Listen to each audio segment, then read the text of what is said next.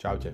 Energetické nápoje sú každým rokom obľúbenejšie a obľúbenejšie, či už u mladších vekových skupín alebo aj starších, a nie len vďaka svojej chuti, ale aj vďaka poskytovanej energii, ktorú minimálne propagujú. Lenže zhruba na každého jedného užívateľa energetických nápojov tu máme možno aj dvoch ľudí, ktorí vám budú hovoriť o tom, aké je to zlé, ako z toho môžete dostať rakovinu, aké je to nezdravé a ako to škodí.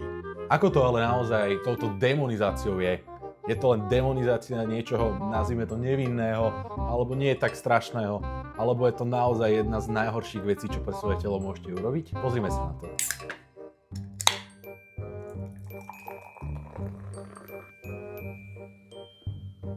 V dnešnej dobe existuje nespočet veľa značiek energetických nápojov, neskutočne veľa príchutí a dá sa to kúpiť naozaj všade. Či vo fitku, či v obchode, či na pumpe, dokonca aj v sieti reštaurácií. Možno ale zrovna najväčší vplyv majú na komunitu nás, ľudí, čo milujeme fitko a milujeme cvičiť. Ja a takisto všetci moji kamoši si na pravidelnej báze dávame takéto energetické nápoje, lebo je to chutné, je to dostupné skoro všade, nestojí to veľa peňazí a dá nám to potrebnú energiu, ktorú potrebujeme na výkon našej športovej aktivity. Ale nepotrebujú to iba ľudia, ktorí chodia do fitka, dávajú si to ľudia, ktorí stávajú skoro ráno, ľudia, ktorí sú v kancli unavení, alebo v podstate hocikto. Ale my, ako ľudia, čo cvičíme, si väčšinou vyberáme vždy zero alternatívy. Zero alternatívy sú určite menšie zlo oproti alternatívam cukrovým, v ktorých máme neskutočne veľa kalórií. V podstate jedna takáto plechovka môže mať aj viacej ako 250 kalórií. V tomto prípade je to 0 kalórií. A takisto vysoký obsah cukru. Veľa ľudí hovorí, že energetické nápoje majú nezdravé veľké množstvo kofeínu. Ako je to ale naozaj? Jedna takáto plechovka Monstru má zhruba 150 mg kofeínu. Na celú plechovku 150 mg. V porovnaní s tým má malé espresso zhruba 60 až 80 mg kofeínu. To znamená, že keď si človek dá do pio, tak má v podstate jednu plechovku Monstru v sebe. Coca-Cola, ktorá je bežne pitá na rodinných akciách, oslavách alebo pri obedoch, má na 500 ml 48 až 53 mg kofeínu. To je v podstate 1/3 takéhoto energetického nápoja. Prečo je ale výhodnejší energetický nápoj ako povedzme Doppio? Z ekonomického hľadiska takýto jeden Monster, ku príkladu, je lacnejší ako jedno Doppio. Vezmeme si, cena Doppia sa môže pohybovať niekde medzi 3,60, okolo 3,60 stojí jedno Doppio. Keď si vezmeme, že väčšinou espresso v Bratislave stojí euro 80, hej, česť výnimkám, česť niektorým miestam. Keď si vezmeme asi aj najlacnejšiu kaviareň, ktorú poznám, kde je naozaj veľmi dobrá káva v Bratislave, tak káva tam stojí 1 euro, štandardné espresso, a Doppio tým pádom stojí 2 eurá. To máme úroveň takéhoto energetického nápoja. Rovnaká cena. Dokonca toto vie byť lacnejšie, keď je v zlave. Zároveň je to také kompaktnejšie, hej, človek si to vezme so sebou do posilky a pije si to počas tréningu. Pohľadu športovcov, prečo je pre nás príťažlivý takýto energetický nápoj bez kalórií alebo zero? Nie sú v tom žiadne kalórie navyše, čiže sa nemusíme báť, že si dáme nejakú maškrtu, môžeme to nazvať maškrtou, lebo to naozaj chutí dobre, ktorá nám nahodí veľa kalórií a nezasíti nás. Je to fakt také príjemné aj na chuť. Je to ideálne na chudnutie tým pádom, lebo človek nepríjma žiadne kalórie navyše. A celkovo zero nápoj je lepšia náhrada ako cukrový, keď má niekto chuť na sladké. Aj Harvardská univerzita sa zamerala na štúdium takýchto energetických nápojov, nie teraz špecificky na zero alebo cukrových, na všetky druhy.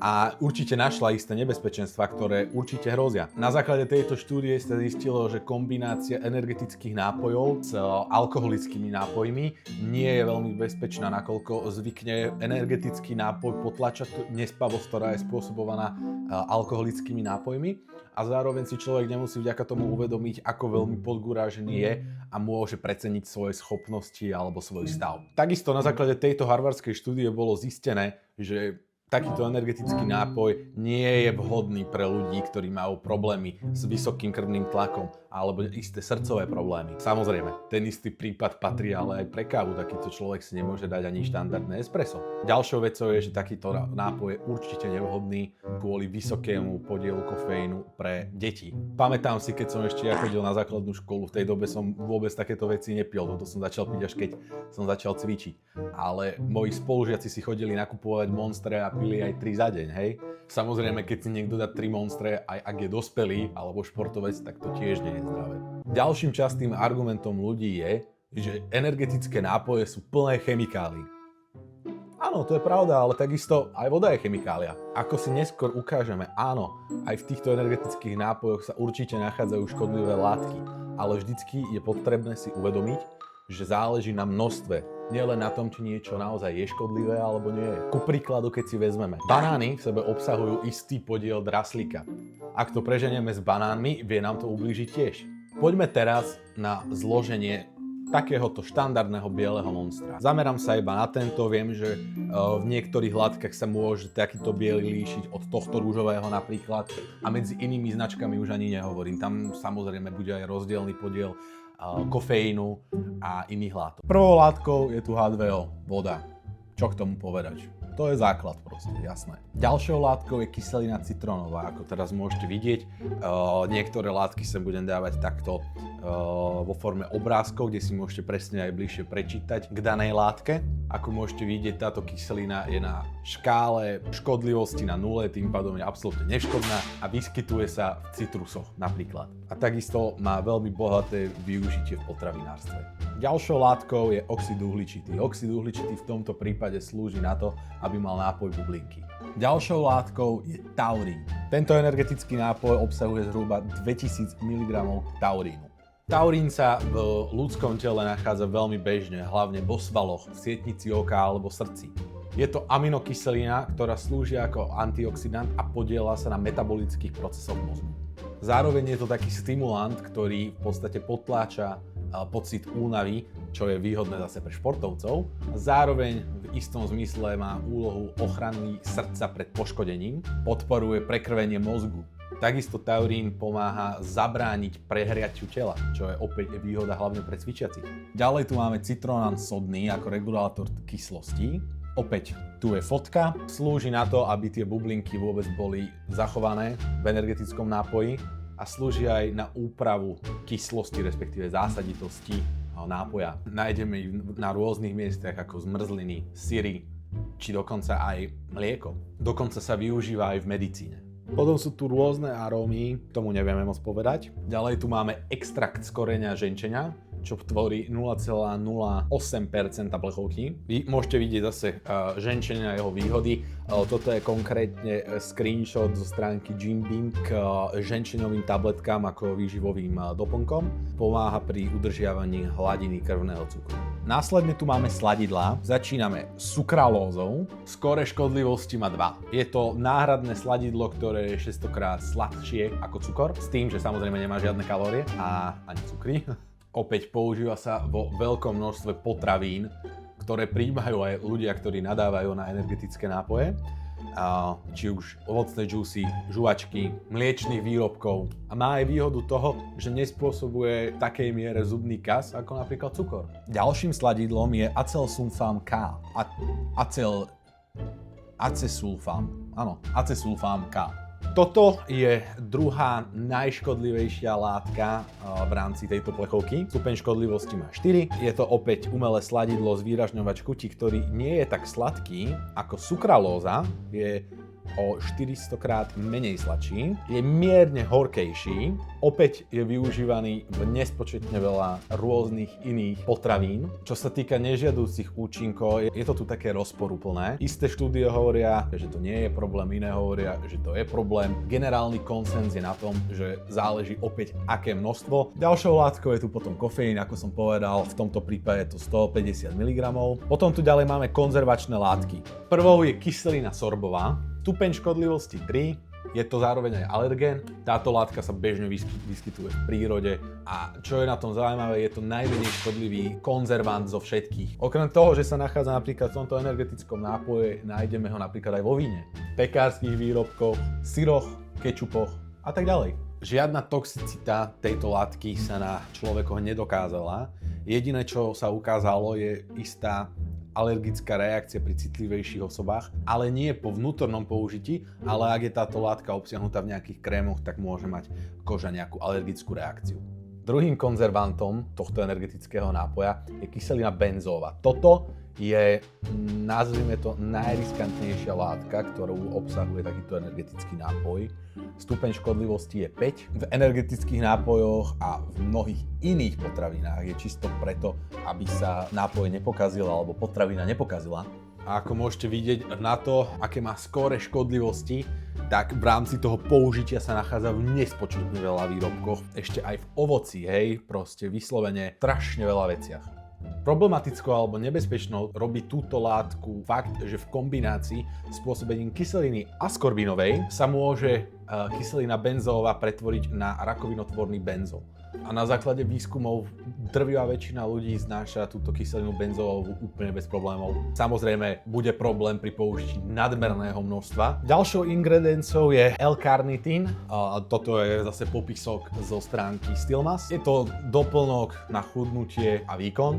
Vo veľkom množstve je to používané opäť vo výživových doplnkoch pre fitness. Veľa ľudí ho používa vďaka tomu, že je to efektívny spaľovač tukov, tým pádom ideálne na kat.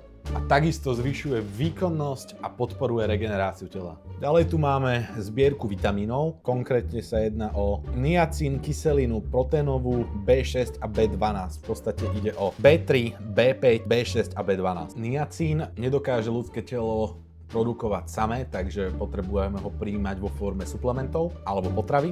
Nachádza sa v mliečnych výrobkoch, v mese, v rybách, v orechoch, obilninách aj zelenine. Pomáha pri produkcii energie, udržiavaní zdravej pokožky a funkcii nervového systému. Potom tu máme kyselinu pantoténovú, to je B5. Vitamín B5 dostávame z potravy hlavne z vaječných žltoch alebo z vnútornosti hovädzieho dobytka. Pri jej nedostatku sa môžu objaviť depresie, svalová slabosť alebo ochorenie dvanástka. Jej prebytok sa ukazuje iba pri naozaj aj brutálne veľkých dávkach. Ďalej tu máme vitamín B6, taktiež známy ako pyridoxín. Podieľa sa na využívaní glykogénu, čo je pre športovcov nevyhnutné v oblasti energetického krytia. Zároveň pomáha znižovať únavu a vyčerpanie. Posledným z týchto vitamínov je vitamín B12, známy aj ako kobalamín. Má vplyv na funkciu imunity nervového systému. Ovplyvňuje aj tvorbu červených krviniek, ktoré sú dôležité na prenos kyslíka. Ďalej je tu chlorid sodný, opäť to máme sol. V prípade športovcov sol zabezpečuje lepšiu pumpu, ale takisto v prípade kalorického deficitu zabezpečuje udržiavanie sily. Ďalšou látkou je to musím dobre prečítať. D-glukuronolaktón. Táto látka je trošku otázna. Nemáme dostatočne veľa výskumov k danej látke.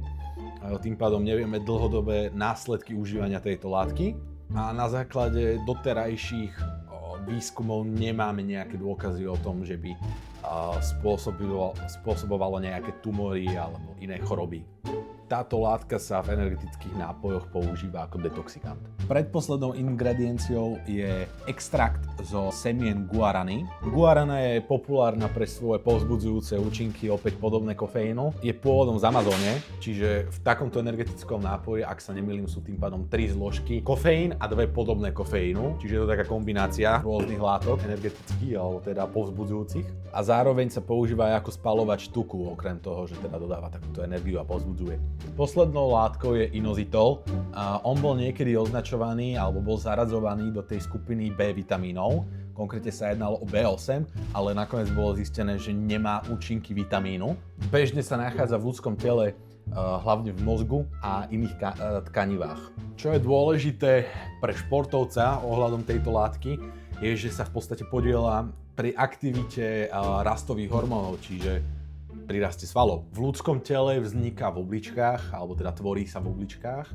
Má vplyv aj na ten dobrý, zlý cholesterol, že ten zlý, ten LDL znižuje a ten dobrý HDL zvyšuje. V prírode ho nájdeme v obilninách, citrusových plodoch, fazuli a podobne. To by sme mali zloženie týchto energetických nápojov, alebo teda tohto energetického nápoja, napríklad. No ale aby sme mali teda porovnanie, alebo teda verdikt, koľko by sme potrebovali vypiť takýchto plechoviek, aby sme z toho mali nejaké trvalé následky, alebo aby nám to nejakým spôsobom ublížilo. Tak som si tu pripravil takú tabuľku, ktorá hovorí o presnom množstve jednotlivých látok v jednej plechovke a akú hmotnosť daných látok by sme potrebovali, aby nám tá látka ublížila a v prepočte na koľko takýchto plechoviek energetického nápoja to je.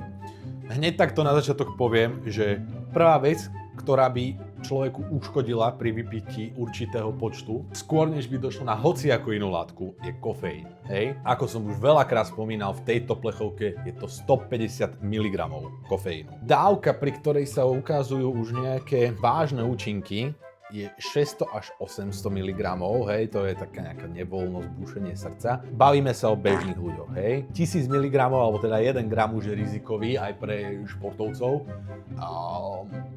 Zase, toto je veľmi individuálne a treba si uvedomiť, že aj všetky tieto ostatné látky sú veľmi individuálne, že kedy by komu uškodili. Mám kamaráta, čo si bez problémov dá 2 naberačky Vália a do toho si dá ešte Monster a není mu nič, a to je úplný zabijak. Ja som bol po 3/4 jedného Vália ako odrovnaný. Ak teda počítame, tak 4 až 6 plechoviek bieleho Monstra by mohlo spôsobiť takúto nevoľnosť alebo nejaké to zrýchlené búšenie srdca, hej, že tam je to také, že už sa niečo môže stať. Čo sa týka taurínu tu máme 2000 mg. Na to, aby bol nejakým spôsobom rizikový, by musel byť 10 000 až 20 000 mg. To znamená 20 gramov taurínu na to, aby sme niečo pocítili, nejaké negatívne účinky. To je zhruba 40 plechoviek. Dobre? 20 litrov. V krátkom časovom horizonte, hej, pár hodín. Opäť, to je nemožné. To sa nedá. Inositol v tejto plechovke sa nachádza 100 mg. Na to, aby nám ublížil, potrebujeme 12 000 mg. To je 120 plechoviek Monstra, hej. Opäť, 60 litrov. Neviem si predstaviť, že by niekto len tak na posedení vypil 60 litrov, hej, to je blbosť. Vitamín B3, niacin, 22 mg v tejto plechovke. Pri tých 50 mg, že vraj by mohla byť nejaká hnačka alebo tak. A vážne následky by mohli byť pri 500 mg, čo je 23 plechoviek.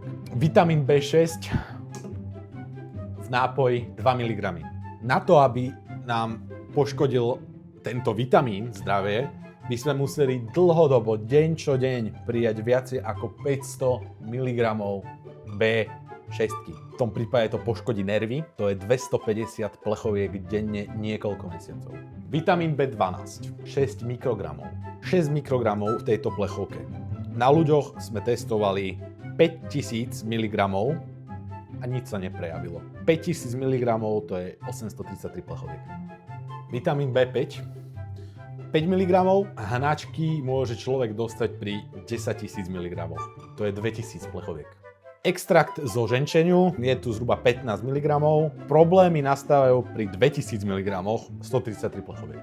Sukralóza, to je to sladidlo, to menej závadné, alebo teda menej nebezpečné sladidlo, to čo je 600 krát sladšie ako cukor, je tu 50 mg. Problematických by bolo 350 mg denne po nejakej dobe. A to je teda každý deň 7 plechoviek Monstru dlhodobo, hej. A potom je tu ten acesulfam K, to bol ten kvázi tá najškodlivejšia látka, čo sme si ukazovali. 80 mg, je tam viacej hmotnostne ako tej sukralózy. Škodlivá pri 1050 mg na deň cca a to je 13 plechoviek denne dlhodobo. Čo nám tieto údaje hovoria? Aký je teda záver? Všetci sme čítali rôzne články, kde hovorili o tom, ako 16-ročný chlapec dlhodobo pil energetické nápoje a ochrnul a neviem čo, myslím, neviem, ktorá stránka to teraz mala. V nadpise vám zabudnú povedať, že ich pil koľko, 15 denne, hej, zase bavíme sa o veľkom množstve dlhodobe. Ale čo ak proste chodíte do fitka, chcete si raz za deň, dvakrát, aj keď to už by som úplne nedával, ale tak raz za deň, 4-krát do týždňa, nazvime to, dať energetický nápoj. Hej, je to také hrozné, je to také škodlivé brutálne. Ak sa bavíme o cukrových energetických nápojoch, za mňa je to odpad, nepil by som to. Zero je za mňa menšie zlo. Nebudem teraz hovoriť, že Ježišmária, toto je na úrovni čistej vody, toto je to najlepšie, čo môžete pre svoje zdravie urobiť, určite nie. Ale takisto najlepšie pre vaše zdravie nie je ani to, aby ste si dali fľašu vína alebo pol fľaše vína, hej, so svojou partnerkou, partnerom. Rovnako hovorím, že je toto teda najzdravšie, čo môžete robiť? Určite nie. Hej. Keď tak pite vodu. Čistá voda bude vždycky lepšia ako toto. Ale keď si chcete dať niečo chutné, bez kalórií, bez cukru, ak športujete a potrebujete energiu, podľa mňa smelo do toho. Na základe štúdií, čo som čítal, všetkého, čo ste aj teraz počuli, tej gramáže jednotlivých látok a koľko by ste potrebovali na to, aby vám to niečo spravilo, tam nevidím žiadny problém. Takže kľudne si užívajte svoje energetické nápoje, len to nepreháňajte, opäť v miere, ako vždy a všetko. Na zdravie. Čaute.